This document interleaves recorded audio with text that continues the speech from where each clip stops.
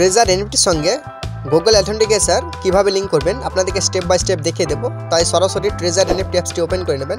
Open করার পর আপনারা এখানে মায়ে ক্লিক করবেন।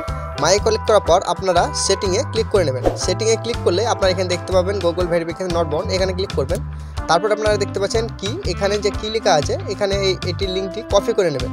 আমি লিঙ্কটি কপি করে নিচ্ছি। তো এখানে দেখতে পাচ্ছেন সাকসেসফুলিভাবে কপি হয়ে গেছে। এরপরে আপনারা গুগল অথেন্টিকেশন অ্যাপসটিকে ইনস্টল করে ওপেন করে নেবেন। ওপেন করার পর আপনারা যে লিঙ্কটি কপি করেছিলেন সেই লিঙ্কটি গুগল অথেন্টিকেশনের যে এখানে একটি অপশন দেখতে পাচ্ছেন যে ইউর কি, তো আপনারা এখানে কিন্তু ওই লেখাটি বা ওই লিঙ্কটি পেস্ট করে দেবেন। পেস্ট করার পর আপনারা অ্যাডে ক্লিক করে নেবেন। অ্যাডে ক্লিক করার পর আপনাদের কিন্তু এখানে একটি কোড শো হবে, তো কোডটি আপনারা কপি করে নেবেন। কোডটি কপি করার পর আপনারা ট্রেজার এনএফটিতে এখানে গুগল ভেরিফিকেশনের জায়গায় পেস্ট করে দেবেন।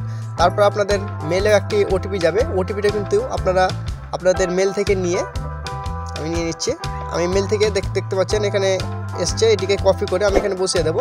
বসানোর পরই আপনারা দেখতে পাচ্ছেন গুগল ভেরিফিকেশন বন্ড এখানে সাকসেসফুল হয়ে গেছে। তো আপনারা স্টেপ বাই স্টেপ এইভাবে কিন্তু গুগল ভেরিফিকেশন বন্ড করতে পারবেন।